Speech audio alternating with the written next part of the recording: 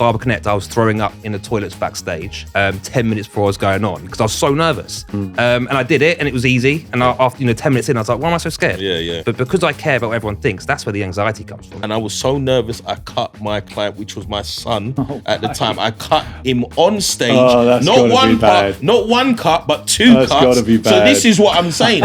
2 cuts. They just looked at my work and just, Dripping what in made blood. It was blood everywhere. Like I got a 90-year-old client that come yesterday and he's like that. He has a one all over. I could do it in 10 minutes, easily, 5-10 minutes. But he says to me before, this is the only time I get out of the house in a month. We let him sit in here for an extra 20 minutes or however long he wants, have a coffee, reads the paper. Because it's I love that. 20 minutes. Yeah, he's got 20 minutes to get out. But no, he can sit there as long as he wants. Hi, welcome to the Noble Barber Podcast. I'm Anthony Laban, and we'll be talking to various people in the industry who've made it and their journey and how they got here. Talking honest, cutting through the crap, and making sure your story and their story is heard to help your business and hopefully mine. If you haven't already, please hit the subscribe button, and I hope you enjoy this episode. Hi there, I'm Anthony Laban, and this is the Noble Barber Podcast.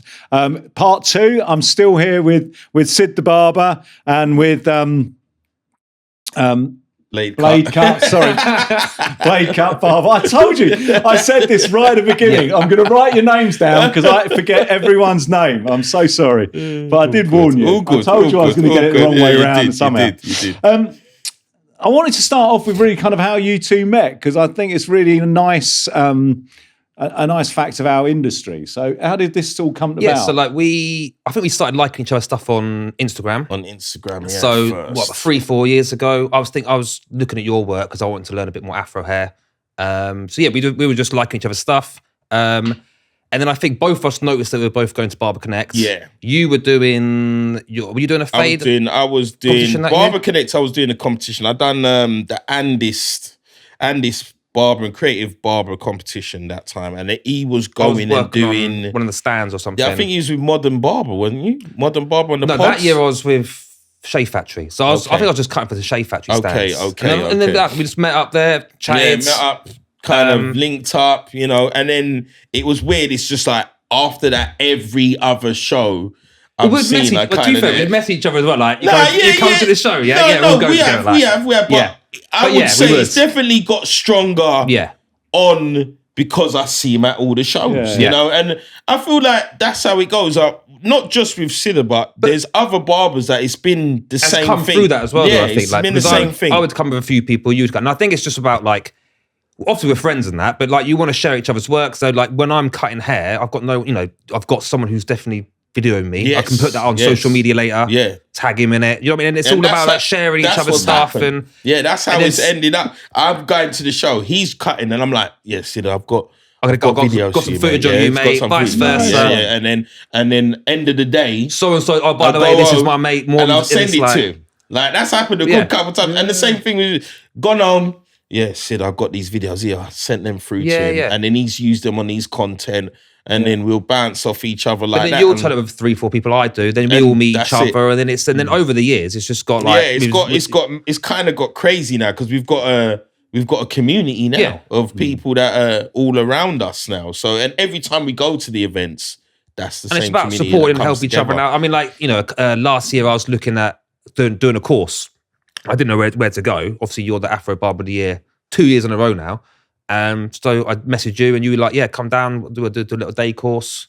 And we did that last summer, which was good fun. But that's what it's about. It's about like, learning from each other. We've got networking and like, I've got things I can bring to the table. So have you. We can all learn from each other. And that's it. At the end of the day, we're not in competition with each other. You're not stealing my clients. I mean, we're all around the country. Do you know what I mean? So I mean, Even the barbershop was a barbershop opposite this shop. Even that guy will message me once a month to see how business is doing, and like it's supporting each other. And if I find out he's 100% busy and we're 60% busy, there's an issue. You know what I mean? And you can kind of work out from that, from helping each other out. So I think supporting each other is a big thing for me as well. Definitely, like, so, you don't know where where it's going to take your career. Because like say for instance, before I met Sida. When I first met Sid, we've been getting to know each other, but there's been a whole load of opportunities that have been coming my way through Sid. But I'd say vice versa as well. I got invited to Afro Hair and Beauty Show because of you. Sort of thing, and I feel like a lot of people don't really take that on in terms of going to these shows and networking and thinking that what can that person do for your career? Well, people don't want to spend the money as well because, like, you go. I mean, the first time I went to Barber Connect, you're going up there, you're getting a hotel, you're getting a train or you're driving or whatever. You get your ticket, you're buying stuff. Yeah. You could spend $1,000 quite easily, right? Easy, you can spend a bit of money. And you're like, well, why am I doing this? But it took me probably 3-4 times. Well, no more, 5-6 times to go to Barber Connect. And the first 3 years I went, I didn't even chat to anyone. I was just like this little shell, like nervous, didn't want to chat to anyone. The first year I chatted to someone was when I met you or the year before I met you, and that's when I was trying to Abs from MCR Barbers. He put me on the stand of Shave Factory, and I think that's what it's about. You've got to put yourself out there consistently as well. I agree. Fully. You can't just go to one of these things and then go, I did that. I went to a show last year and I didn't get anything on it. And then you got to keep turning up. Going to the shows and then not putting yourself about. Because same like Sida, I was going... Salon International was my first event that I've ever gone to. And I went back in 2012 or something like that. And I remember, again, there wasn't many barbering stands there at the time. And I can always remember the barbers that were there at the time that were big at that time. Simon Shaw, Five, Michael Damelo, the Wall Team. There weren't that much people there. But obviously, as it's been going on, it's been getting bigger and bigger and bigger, better. And I feel that, definitely the linking up and the events, going to one is not really gonna. You're just one dot in a million. You don't barbers, have to work. You don't even have to work the event. I mean, like I think I went for a couple of years, and I remember Alan Beat came up to me. I never spoke to him in my life, and he was like, "Oh, Sid, you're right." And I was like, "How the hell does he know me?" Like, and it's just because I went to the 2 before that. He might have spoken to me with Abs or something, but that's how it is. And it's all of a sudden you're chatting to him, and then you get another opportunity there, and it's like. But I feel like another part, and it sounds weird, but you see other barbers, and you might see them, but you might not take them seriously. That's just how life is, isn't it? You might not take this, and then you see them again, and then you see them doing something. It's like, okay, this guy's serious about it. I feel like the same thing happened to me because when I first went Salon International, I looked at it as I was just a spectator. Yeah. I literally was just a spectator. I went there, I brought the clippers, got a few magazines, saw a few of the barbers that I like to see, and went home. Yeah. I didn't participate properly, But I don't think you should go to these events and expect to get something out of it either. No. I think you should just go like you go on the and goodwill of your heart and do your thing, but you still got to put yourself out there. Yeah. I feel like 3 years ago, I said to myself, I'm going to put myself out there. I'm going to see some of these barbers and just shake their hand and say, and ask them some tips. They're in the position that, offer to be a model for on stage or whatever. And some that kind tips. of thing. How do you get to this? How do you get to this position? How do you get on stage? And they will give you some tips and they help you. And then next year you come back and you apply some of those tips and see if it works and if it don't work. And that's how I went about it. And I was no confidence of doing any kind of competition. And this is somebody that was very good at designs, but my confidence, I just couldn't do it. And it took me actually looking and watching a lot of these other guys like Five. There's another barber called Cutwild the Barber. And these guys have won Afro Hair and Beauty over the years. And they were the ones that I've seen them. No, you know what? I can do it. I mean, it's amazing how open and warm everyone is. That if you are buzzing past and going to these events is, Barber Connect is kind of Instagram live because most of the guys you're following are on stage or wandering around. You say you can spend some money, but this is a proper investment in your career. Exactly. Going to Barber Connect, going to these events, it's a proper investment in your career. It's not just buying clippers. No. You're picking up, you're seeing what the guys are using on stage. Yeah. It may make you go and look at a brand that you haven't even considered. No. And you're watching Alan or someone or Sid watching something, and you're like, actually, and you go back to that stand, you can pick that clipper up, you can turn it on, you can feel the weight of it. Yeah, it really is. And then on top of that, you do get to meet a few of the guys and just say, been watching your Instagram, I love what you're doing, I love that. And no one's going to turn around and go, be upset you've complimented what they're up to. Everyone's really open. You just got to think outside the box a little bit. Like, I mean, I got on a few shows because I turned up to an event, not not to participate in everything, and I just swept the floor. And they were like, "What are you doing?" I was like, "Oh, there's hair everywhere. I'm going to help to sweep the floor." And they were like, "Why is he doing that?" But then that, the following year, they were like, "Well, that guy was sweeping the floor. Why don't we get him involved?" Do you know what I mean? It was that's how I got on one of these shows. So it's like, just got to put yourself out there and offer your expertise in anything, whether that's like you want to hold a camera or you want to brush the hair off the client's face or something on the side of the stage. Everyone's looking for someone to get their hair cut. So, definitely. Jump on as a... just get on it and just offer these guys, if you can see they're going to be up on stage, message them that you're happy to be a model. Well, even if someone's doing a long haircut, scissor cut, and they're using clips, just say, look, don't use clips. I'll hold the sections for you on stage or whatever it is. But you just got to put yourself out there, and it's asked. Do you know what I mean? No one's going to. If someone says no, who cares? Like it's just like it's just But competitions is an interesting one for someone who wasn't feeling very confident. How was that? It's weird. Have you gone into competition? You haven't done the competition. No, I've not. I've done like the modern barber stuff, but not live cutting competition. Definitely be honest, it's definitely weird. 3 years ago, it's something I've always wanted to do. It's something I've always wanted to do to test myself. But like when I first started, it was just not having no confidence at all. And even still being, and I would look at it 3 years ago, I was still very good at doing designs. But it was just the confidence aspect. But when you say the confidence, like you say like you could do that in the shop.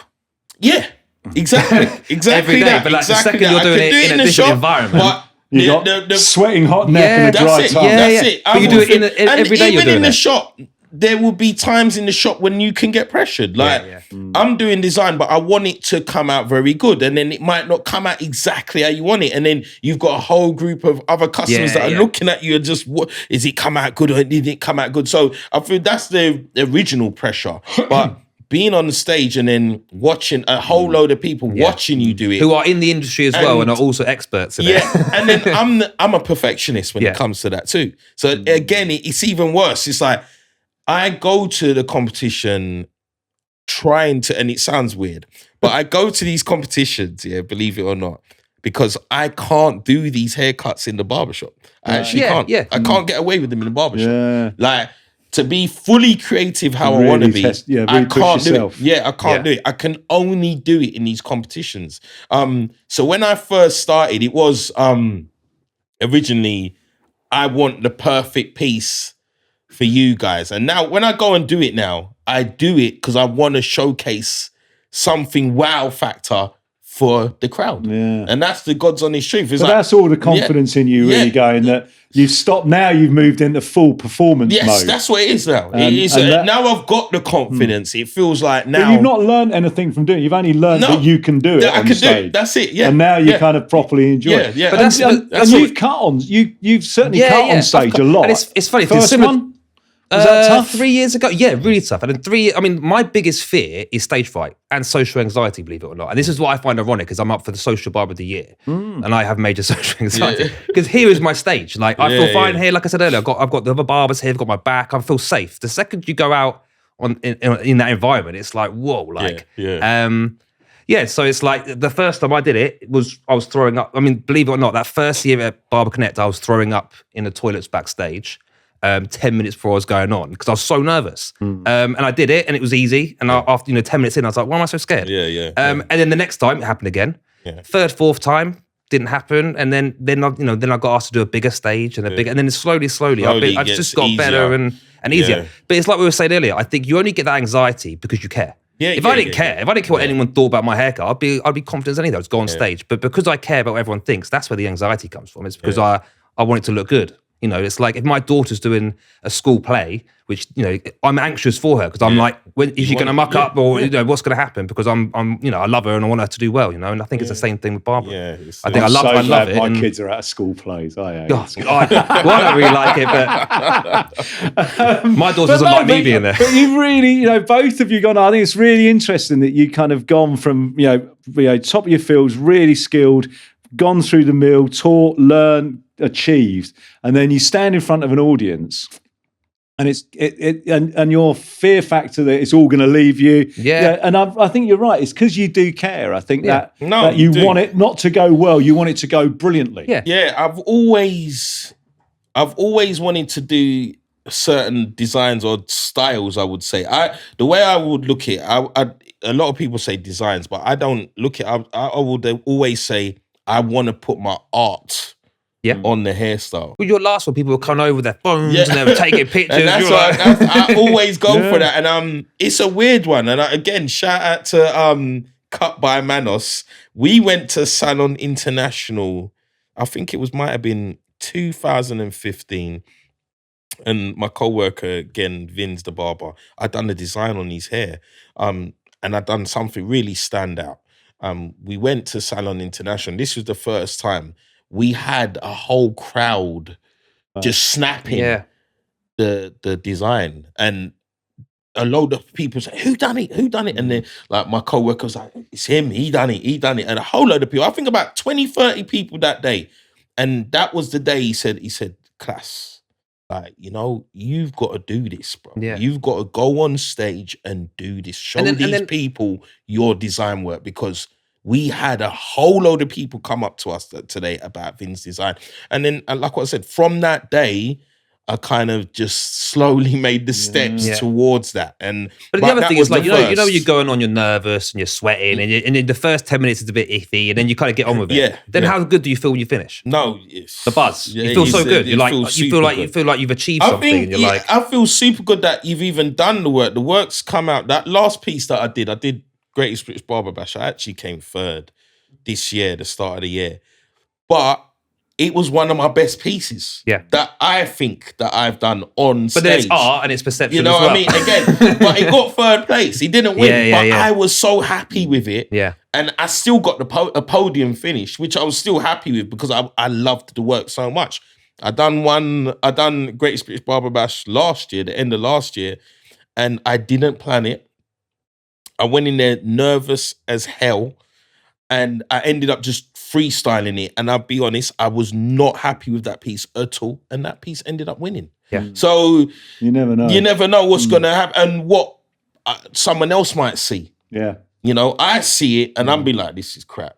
But someone else might see it and be, no, that's a good piece. You know what I mean? So it's I mean, competition is always fairly subjective. Yeah, the whole kind of factor is, everyone's a winner and all that. Someone wins. That's it. That's it. But the process is a really important bit.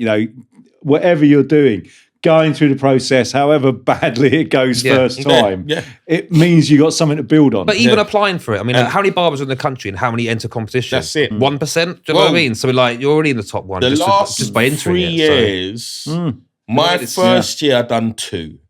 So what's been happening, gradually every year I've been doing more and more. And it's just on confidence. So the first year I done Afro Hair and Beauty and I done Greatest British Barber Bash that first year, and I lost both of them.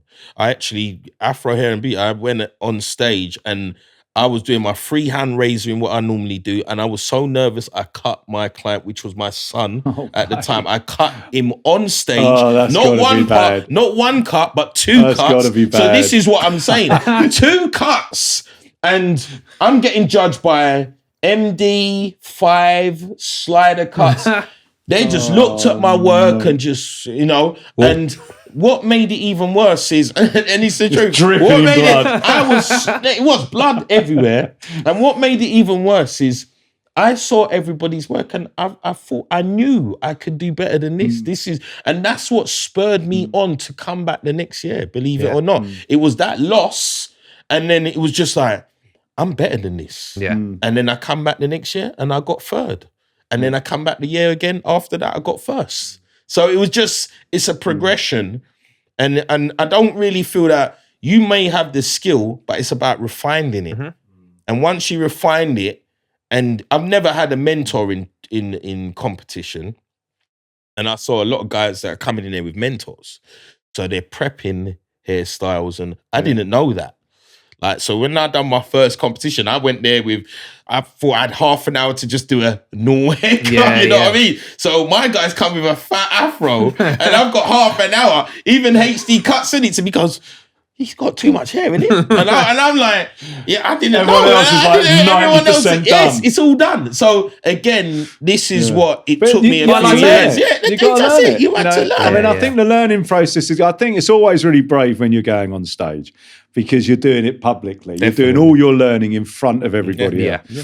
But you got to learn. I mean, if you want to do it, just do it. That's it. And things like, you've got Barber Connect, you've got Barber Bash, you've got Haircon, you've got all these amazing events that you can step into. That's there. Like I said, it is living Instagram. Yeah, I mean, there's usually like one a month. There's all these little ones. Barbalists do those little road shows now, don't they? There's so many. It's literally one a month. Yeah, I mean, how it used to be back in the day, it was just Salon International, really. Yeah. I think free barbers hidden up the back corner. And that's it. And there's so many. I mean, like Concept Hair go around all the colleges and do things as well. I mean, there's so many different events you can go to. The Barber Bash guys do a lot of stuff around the college. Yeah, they do. They do.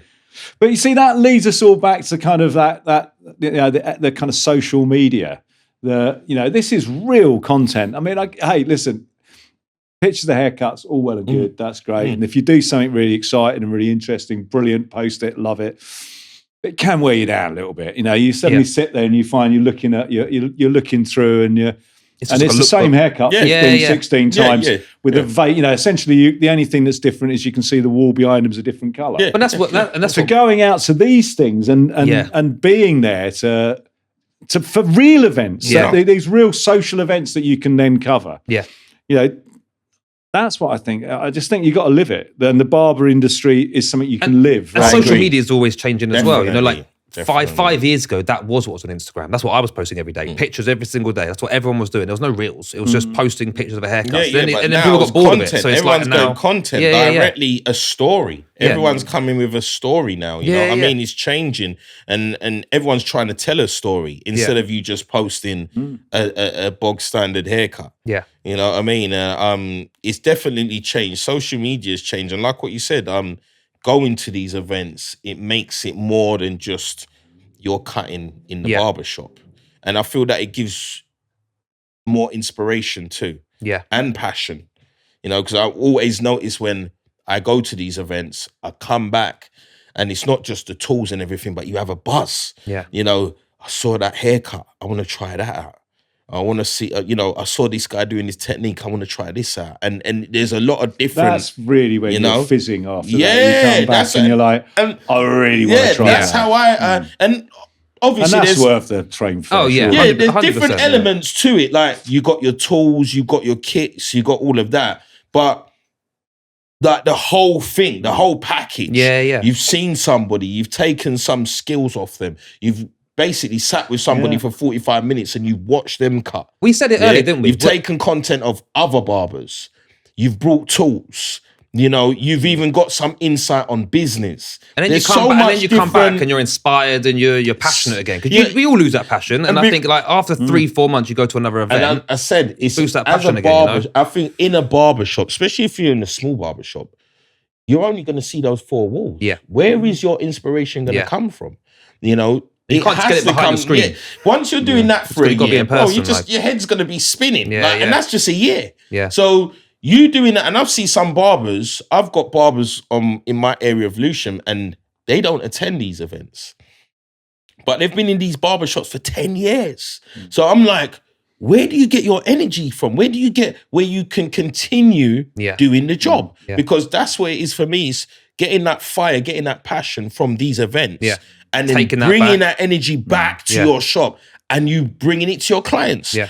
Or you push bringing your clients in on, oh, you know what, I saw this, let me try this out. Or we've got this new product that I saw in this show. Let me try this out on you. And it's all part of the package. I think the whole package is a part of it. And I feel like if you do not attend these events, your passion and your drive just dwindles down. Well, you can learn so much from these events, even the negative. Like, you could go into these shows and go, okay, what didn't I see? What wasn't that great at the show? What were the guys on stage not doing that I would have wanted to see? And then you can bring that back and then implement that into your shop. You know what I mean? It doesn't have to be like the good things you saw. Yeah. You could go, well, actually, like, I saw something that guy wasn't chatting to this customer or whatever at all. And not on stage you would do that, but like there might be something that he's not doing. You think, oh, I could do that better than what he could. Do you know what I mean? And they haven't touched on that. So I think it's like there's so many different elements you can learn at these things. Like, and I think mainly it's the networking. I think it's the main thing. I was going to say, I think you guys are a great example of the fact that you've met and got and become good mates and taught each other and supported each other just through these events. Definitely. That's how we've definitely become tight. And like what I said, there's a lot of opportunities that I could definitely say Sid's brought me onto a lot of opportunities. I've brought Sid onto a lot of opportunities. 100%. But I would always say, if I never met Sid, there's some opportunity I know I wouldn't have got. Yeah. You know, and that's again through the power of networking. You know, and it's because when I look at Instagram, I look at this. I got two audiences. I got my barber audience, which is what my passion is. I want to, create some passion in the industry, and then I got my client audience. And it's like, and you got to do both. You can't just be putting content for barbers out there. No, my clients don't care about the content I put out there whatsoever. They just care about getting a haircut and make sure I'm here in the shop that day. So you got to so you got to kind of mix the both and. If I'm posting every single week, I'll be posting things about local things that are going on and trying to get local businesses in, plus then doing something in the barber industry as well. So you got to kind of find the balance between both. You don't want to oversaturate it either, which I've been and done before. I put too much up, people get lost in it. So it's like you just got to find like what works for you and just be consistent. I think consistency is the main thing. I think definitely consistency is the main thing. And I feel like because the barbering, we're all really doing the same thing. Yeah. It's a true. There's only a few things you can want at the end of it. So having your own little niche, isn't it? And I feel that's what gonna like break you away from the rest of the pack because you've got your own niche. And that's where a lot of barbers struggle on social media. That's what I was saying earlier. I said, at one point I was putting all these tutorials up, and then I was going, well, Josh LaMonica and Josh OP are doing way better. And then I was like, I'll be the funny guy. And then Ardy's doing it. And I'm like, oh, he's doing that. So you just got to, I think what Ardy made a good point on your podcast last time, where he just said, just be yourself. Just be yourself and just put what you think out there's good, and people will they'll lure to it. That seems to have been the big change in social media, that it's stopped being the kind of perfect glossy. That it's real life. People are waking up to realizing that it's fake. Real so experiences. It's like, and making it real. And I think you can't fake it for that long. At some point, you're going to trip yourself up. You can certainly make you seem more interesting. And you're going to show your best you, of course. But I do think it's what you're doing is what you want to be showing. Yeah, I agree. And if you're looking at your stuff thinking, this is really boring, then maybe that's what you need to shake up what you're doing. You need to another tutorial up. I mean, my best posts that I've done the best, unfortunately, are all the negative ones. The ones where I might be talking about something that I'm not happy about, or talking about tax or something like that. You've become the whinge. You're the whinge guy. And then I'm like, well, how the hell's that got? Like, it's got loads of comments and views and stuff. And then this video that I did last week that I put loads of time into gets nothing. But that's just how it works. It goes like that sometimes, because even me, I done a post, I think my last or post away, and I felt like it was like a 2 days editing and all of that. And then when I posted it, I didn't get no traction. But when I watch it through myself, I'm like, that was good. Yeah. So I'm weird like that. It's like, I put out stuff and it won't really be like I'm putting it out for the rest of the guys and all of that. Yeah. I will put it out just to look at my work and be like, I've done some good editing. There's a lot to be said for that. There's some fairly scratchy editing going on out there. But unfortunately, like people love two things on social media. I find it's like the motivational, positive stuff does really well because it's obviously a nice thing to it motivates you, and then obviously the other way is like bad stuff as well. If someone's messed someone's haircut up and cut their ear or something, those videos always go viral. Do you know what I mean? It's like doesn't mean you should be cutting clients' ears off to just go viral. Do you know what I mean? It's like you just got to be yourself, I think, and just put like whenever I talk about anything, put out what you think, like what you said. But for me, like I try and put out is I try to put out as a multicultural barber. Yeah, that's what I always try and put out first, and then I try and put out my design work, which I know there's not a lot of people that are doing it to the same level that I do it on. So that's my niche. You know what I mean? That's been my niche from I've been 14 years old. Like I love doing design. So that's something that I've always tried to carry through. I think that's the thing it shows, man. I mean, your designs are absolutely beautiful, and it shows that you thoroughly enjoy doing it. Like it's one of my main. It's actually what got me into barbering, and I remember at one point, like I think about 20 years ago, it was dying out completely, like a lost art. It was a lost art, and I was saying it to my partner at the time. I need to bring this back. I need to bring the design back. And that's what I can be honest, that's what I've been doing. I've been just trying to bring it back to the forefront, because I feel like it's a lost art. Are you seeing people improving? I mean, it's starting to get out. Yeah. You're certainly seeing it Insta and social media much more. Definitely. Are they getting better, or there's a lot of highly edited stuff, though, isn't there? No, I definitely feel there is some people that they're just trying. But I feel trying is the way. Yeah. And there's some that is just offensive. No, there is some real offensive ones. But I would still say they're having you have to go.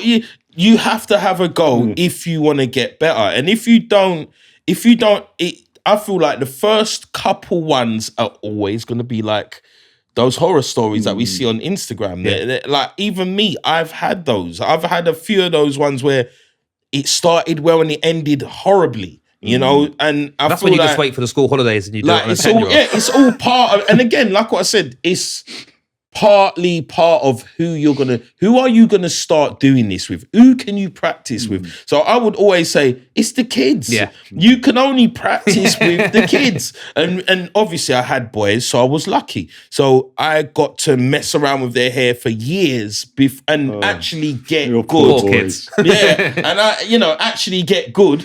Yeah. And design positioning, and because I've seen a lot of that where people don't even think about where they want the position of the design to be, so they'll just plot it anywhere on their head, and that ain't the way. You need to position it in a certain way where it flows with the haircut, not that you've just stamped it like on the side of his head like that. You know what I mean? And so all of these things are coming through practice again. You have I think that's exactly it, isn't it? It's coming back. It is practice and perfecting it. And, you guys have. But no, I mean, just to swing it back to the clients, we've got all these tools now that are running around in our industry. How are we using that, and how do you use it to get clients? How do you use these to attract clients? Where your social media is viewed more by the industry, do you think, than your clients? I think it is. I think my social media is definitely viewed by more barbers. More clients. Industry than the clients. Definitely. I don't really think clients look at it if they're in the area. Yeah. That's it. But that's what I think it's really important for barbers to be tagging their area. Like most people, I see loads of posts, they're not tagging anything. They're just like, this is me. And I'm like, well, where are you? Like, you got to tag. I tag location, and then I tag the 4 or 5 local. Turtle Bay's over there. I tag all the local businesses. Yeah. Just because it's going to come up on their page. That's all it is. So it's going to come up on their little page. Anyone's going to Turtle Bay tonight, they're going to go, oh, what's this? Oh, who's that haircut? And it's opposite. You know what I mean? Like, so I make sure I'm always like tagging local businesses. And the location as well. Like, people just don't do that. It always shocks me. Like, I definitely feel it's an area thing, because you might get that person coming into the area, and that's when they're looking for, the top 5 barbers in the area and whatever, and that's when they'll go on social media. And I've seen that a lot. Google, or they're going on Google and Googling you to see your reviews or all of that. And collaborating as well, you know what I mean? I mean, there's a local coffee shop around the corner. They keep saying to me, come in, do a haircut. And I'm like, I'm going to do that, because you go in there, you collaborate with that coffee shop. All those clients that go in there are going to see it. And it's just that's how you get new people. I was chatting about that to someone the other week, and I don't think there's the collab seems to have really missed out on the barbering industry. There's a lot of other companies I see pop up. I'm like, there's pop-ups inside, like you say, coffee shops or coffee shops popping up. Or like inside. Trainer shops. And there's all these different things that seem to cross over. And I'm like, that is so good. And we're an industry that loves social media, loves a picture, loves a reel. And we're not doing it. I've not seen anyone really successfully do it. I work with a brand. One of my clients has got a clothing company, and he said, I really want to get a photo shoot done for my clothing company. I don't know how I'm going to do it. And I was like, look, I need to do a photo shoot for haircuts. So why don't I get my brother and his mates to be models? You bring the clothes. We'll do it upstairs. I'll take, it's not going to cost nothing. And then we've got 2 birds, 1 stone. He's got his collection for his website, for his clothing brands. I've now got a collection that I can put into Modern Barber or into a magazine. And the whole thing was free. Because I got a student photographer. I got, one of my clients is a photographer student. So I said, wait, do you want to come in and do this free work? Yep. And I think a lot of it comes to that as well. It's like you can go into other industries and help each other out. He's exposed me to all his following now, which of buying these brand, these clothes and stuff, men and women. So it's like, and a lot of them are in this area. So I think that it does help. I think collaborating over different pubs, anything, it could be anything, but I think you can collaborate in any industry. Like, I agree. You can make a cool video. I mean, like you see the ones in JJB Sports. And I feel I feel like with barbering anyway, it's like what you said, it's a social thing. We are people persons.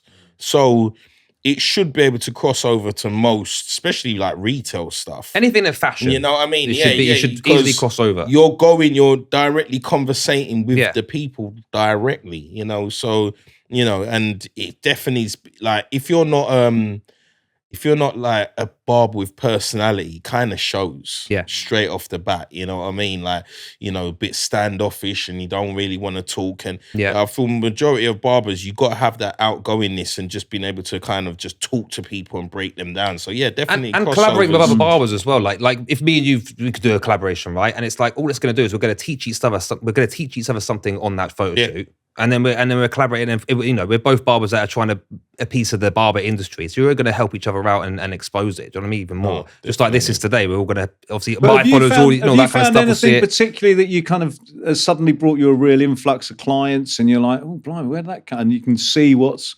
brought it. Don't get me wrong. I do get clients coming in from social media, so people will go online and see something, and they'll be like, or they'll type best. I don't think it's.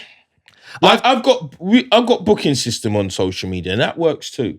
Like I get a lot of bookings through Instagram, but I still feel that it's more industry love, than client love.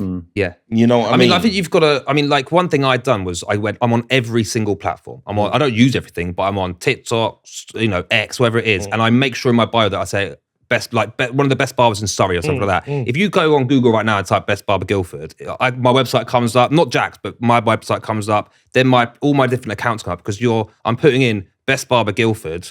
Every single website you could think of, I've thrown my name into that. Do you know what I mean? It could be anything. I'm in a camera. What's it called? Viewbug. They do like camera competitions. I've done it on that as well. Yeah. Best Barber in Guildford. It's on everything. So I'm just like, you know, like putting that stamp down. Do you know what I mean? Like completely like. And I'll keep doing it. I'll keep doing it. I'll go on LinkedIn and I'll write that up and put something in. But I'll make sure at some point in that paragraph, I'll put give yourself some accolades. Yeah, exactly. Love it. That's how you got to do it. But you got So if we're gonna just while I've got you, I'd really like to have a little chat about some of the younger guys coming into the industry. We've mentioned on it, and obviously, you know, Instagram and social media is definitely where they're showcasing. Yeah. But these guys really want to build up. You've got a lot of guys out there that are really working hard to try and get there. Just want to get a bit of a few little bits and pieces. We got a thing from Costa Barber. Hello, Costa. How you doing, bud?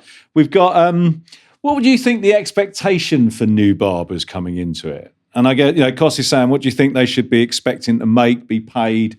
But, you know, how busy should they expect to be? How should they go about? What would you think that expectation as a young first, second year barber? When it comes to the money thing, I think that's completely dependent on the company. You could go on a 50-50 split or a wage. Yeah. I would suggest if you've got no customers, I'd go on a wage of some sort. Do you know what I mean? Just to get the money in your pocket. Yeah. But if you want to, if you know you're going to grow that clientele up quick and you know you're good and you're going to make it, I'd go on a bit more of a split or a chair rent and you can earn some more money. But it's like we've been saying the whole time is you're never going to not be educating yourself. Like you've both been in the industry a lot longer than me. You're still educating yourselves on things. Yeah, so it's so don't think, I've done this course now for 12 weeks and that's it. That's what I've done. And I'm like, no, it's not. You're always learning. So I think a lot of what we've got now is, and I'm a product of the schools or London School of Barbering. I'm a product from there. So I'll never knock any of the education side of these courses.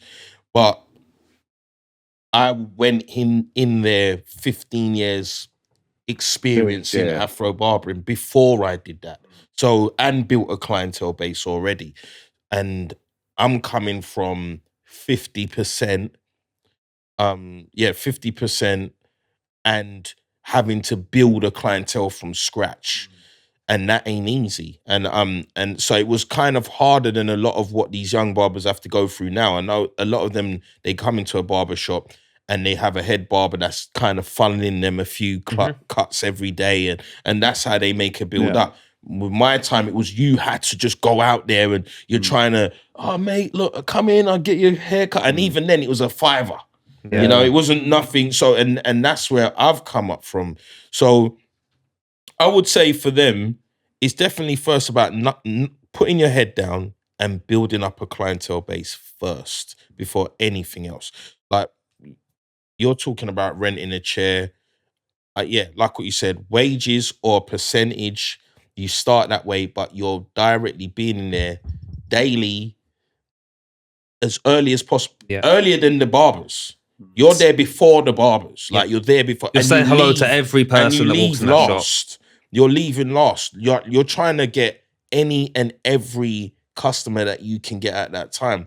And that's really what it's to build up your clientele base. And I feel like if a year or 2 years in, it's just not enough. Like, let's be honest. This is this is a trade that you could be 10 years in and still, you're trying to get, a full clientele. Like, I've seen some barbers and they've not got a full clientele column and they've been in the game for 10 years. So I think it takes a little while to get the confidence to then, almost get the clientele in a way, like. But like what you said, a lot of these young barbers are 2-3 years in and expecting to be getting the same money that some of these barbers that have done 15 years. And I don't agree with that. And I feel that it's a trade that is about repetition and not just repetition, but repetition and refining. And when you're refining, it's precision. That's what you're refining, your precision. So I feel like it takes a long time to do that. I do feel that. I feel like it's not just a year or 2 years. And there are barbers that are skilled. They learn quicker than other barbers. Like, there's barbers that within 2 years, they're doing stuff that, a barber within 10 years that could be doing it. But I still feel that they're going to be missing in certain other areas because it is just that experience. Barbering is that. You could go on a 12-week course and be the best barber at the end of it. You could. But you might have the worst customer service. That comes through experience. Do you know what I mean? Like, it took me years. I think someone said it on your podcast before, but I know a few barbers that are average, but their customer service is so good. They're fully booked every single day. And it's but they're good people. People come in for either a good haircut or to come out feeling better about themselves. That's it. That's the two things people want, is it? Haircut and just feel better themselves. If people are walking out feeling better for themselves. There's a lot of barbers that actually ain't that good, but their personality and the way they treat their clients is 100%. And clients are leaving feeling $1 million, even though the haircut ain't 100%, but they feel. But it might even be an average haircut, 2 back and sides or something. But because I've seen a lot of barbers that have got a haircut that comes in that's a very easy haircut, and because it's an easy haircut, they'll wash it out in 10 minutes and they'll leave. And I'm like, what are you doing? Like, you should spend more time on that customer, if anything, because that's an easy haircut that they could go get anywhere. So you got to set the bar even higher and give them wash their hair or for free or do something to hold the conversation. Just do something that is better than everywhere else. Where they're going to get a better haircut. I think that's it. I mean, I think that's that's the crux of what we do. Is we make people feel great. That's it. Nothing can ruin your night than a crap haircut. No. But, and equally we've got to bear in mind that 50, 60, 70% of our clients really don't know what a good haircut is. You know what I mean? We're saying a good haircut. A reasonably average haircut is a haircut. I'm quite happy. But being given a good coffee, having a good chat, hearing that story, being made to feel kind of special, being brushed down, you're going into a store and your name being remembered. 100%. Good handshakes, all those bits. You come out feeling great. You go, I've just been to the local, seen my mate. And I think that's more so in some ways. I think that's really, my father-in-law now is 90, and one part of his month, once a month, he goes to his barber's in Bath, and he walks down to his barber shop, and they make a real fuss of him. And he comes back and goes, I've had a lovely day, I've had my haircut. That's how it's meant to be. I had a client today, and I've not seen him in 3 weeks. He's been ill, and he phoned me about a week ago, and I thought it was for a haircut, and I was like, Leon, what's going on? And I've just been sick, I've been sick. So I'm laughing about it, we're in stitches, but he actually V'd me today, and he's not had a haircut in 3 weeks, and it's all over the gaff. And the same thing, he sat down on the chair, and he just said, I just want to feel good. I don't even care about the haircut. Take the hair off, but I need to feel good. And then he was trimmed, got his shave, hot towel. He left and he was just like, bro, thanks, man. I feel so much better. That's what we're saying. We're feeling so much Especially like better. the elderly. Like I got a 90-year-old client that come yesterday, and he's like that. He has a one all over. I could do it in 10 minutes easily, 5-10 minutes. But he says to me before, this is the only time I get out of the house in a month. I've got my shopping comes to the house. He's on his own. Yeah. He's like, the only time I leave the house is to come for a haircut. And, we let him sit in here for an extra 20 minutes or however long he wants, has a coffee, reads the paper. Because it's love that. 20 minutes. He's got 20 minutes to get out. But no, he can sit there as long as he wants. And he sits in here for half an hour, 40 minutes or something sometimes. But he just sits in here, has a coffee, reads the paper, and he just sometimes just likes listening to the conversations in the room. He just wants to do the atmosphere, He doesn't really care about anything else. He doesn't care about the haircut. Just the vibe. That's it. It's just I think that's exactly it. It's that real feel-good factor. I think that's the bit. I think we get a bit lost. We talk about kind of soft skills and we talk about the discipline and But in reality, what we're doing is making our clients just feel great. Yeah. And that's why it's a really good job. I mean, that's it. You kind of come to work, you make 10, 12 people feel great about themselves. It's got to rub off. Yeah, and make you feel, especially when you see somebody come in and they're grumpy. Yeah. That's even better. When they've come in like uptight and then they leave and they've left everything in the shop and they're going out now and they're like, no, I'm gonna have a great day now. It's the best feeling. It's the best feeling. Yeah. Guys, I think that's the perfect place to finish part 2. Mate, I'm feeling good. Yeah, I am. It was a good conversation. Great stuff. Thank you so much. Man. Thank you. So glad we did it. Cheers, man. Thank you very much. I hope you enjoyed. We've been The Noble Barber, and we'll see you again soon. Thank you very much. Welcome to the Noble Barber podcast. We're always looking for interesting people and interesting stories. If you know someone or you are someone with a great story that you want to share, get in touch and come and join me on the sofa. Thanks very much for listening. I hope you've enjoyed the episode and we'll see you next time.